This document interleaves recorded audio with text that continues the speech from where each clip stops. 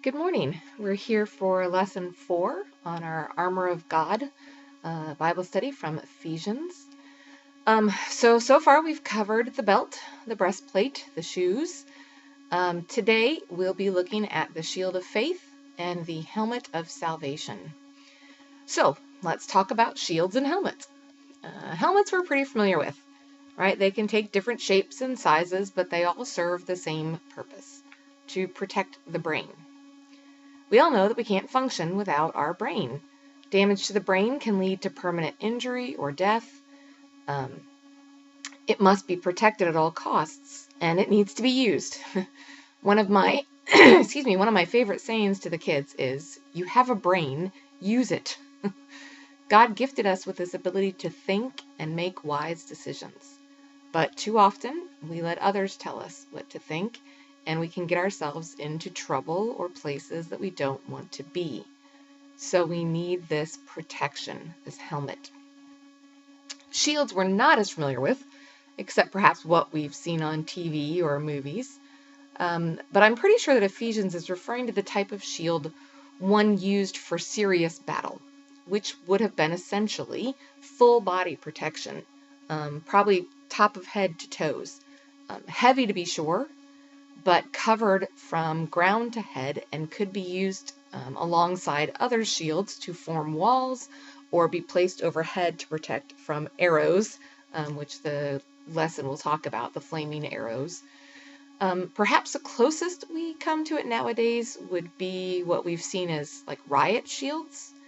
Of course, the older shields wouldn't have been transparent, but they may have contained a cutout to be able to see what was approaching. So we've probably seen something like that in different films, but it was meant to block, to defend, and be given to those who would stand in the very front of the army in order to kind of form this wall and barrier of protection. So our warm-up activity for today is called Iron Bible Study. If you've ever watched a show on the Food Network called Iron Chef, you know where this is headed, but not with food, obviously. On the show, chefs are given a secret ingredient, and then they must use it to create these 5 different dishes. It challenges their creativity and their ability to use their skills and their gifts. So for your secret ingredient, you are challenged to find items around you that show your skills and gifts. What do you keep in your house that reminds you of what gifts and talents God gave you to share with the world? How do you use them? What else could you display that may not be visible or tangible, but that you carry with you in your daily life to remind you of and show others God's love? Do you sometimes act like those are secret ingredients, meant only for you or to be kept hidden? Right? How do we show our faith and our salvation?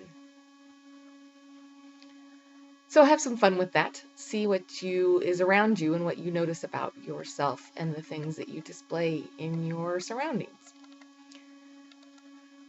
So our verse today comes from Ephesians chapter 6. It is verse 16 and 17a, the first half of verse 17, and next week we'll actually put 17a again in. So we'll talk about the helmet of salvation in 2 different ways.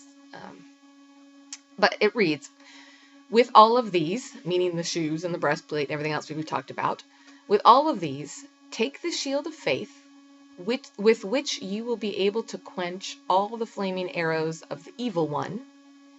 Take the helmet of salvation." Well, unlike the first 3 parts of armor that we have talked about, truth and righteousness and proclamation, faith and salvation have less to do with our actions and more to do with God's. While we may at times struggle to find or accept it, faith and salvation are given to us rather than actions we choose, such as truth and rightness and speaking up. I think this is significant as these parts of the armor are those that protect the most vital parts of ourselves. We are protected not by our actions or inactions, but by God, who loves us and surrounds us with his armor. The shield and helmet are placed upon us by God through the Spirit, which we'll talk about next week with the sword. When we talk about our faith, what do we often talk about? The feeling in our heart, the peace in our soul, the centering of our heart and mind. These are ideas and feelings that center in our center, that part that would be covered by the shield. And then we know that our salvation is from the death and resurrection of Christ. But where do we most place that image of a cross on our body? On our heads. Right? In baptism, we are anointed with oil. On Ash Wednesday, we put the cross on our forehead, like a helmet that reminds our brains who we belong to. So as we go through this book of Ephesians, through this part of Ephesians, we see that the armor begins with our actions, what we choose to place on our body and carry forth. But then it turns to God's actions in protecting us and leading us. It's all very Lutheran, right? To begin with ourselves, but to end with the knowledge that God is the one who acts on our behalf and that God alone can save us. So when we talk about faith and salvation, it's much more God's actions for us than our actions for God. And he is the one who protects us and leads us. And we'll talk about that more as we get to the sword of the Spirit next week, along with the helmet of salvation. So to wrap up this week, we have an activity called Cuddling Up with God. This may be my favorite activity of all time. Grab a warm and cozy blanket and wrap up. Today is a great day for it. In fact, the whole next week is going to be a great day for it. If it's long enough, place it over your head and snuggle up from head to toe. What is it about a blanket that makes us feel so content? I can't even tell you how long I've owned this blanket. It doesn't even have edging on it anymore, but it's a long time. I have memories and feelings attached to it, but even a regular just hanging around the house blanket makes me feel better. That's how I feel a lot when I take time to snuggle up with God. When I remember his love and forgiveness wrap around me. When I actually take time to notice his presence with me and spend some time wrapped up in him. So snuggle in. Give yourself some time with God. And remember that his first desire is for your happiness and your well-being. His love outweighs everything. His faith and salvation protect you from head to toe. Let's close with a word of prayer.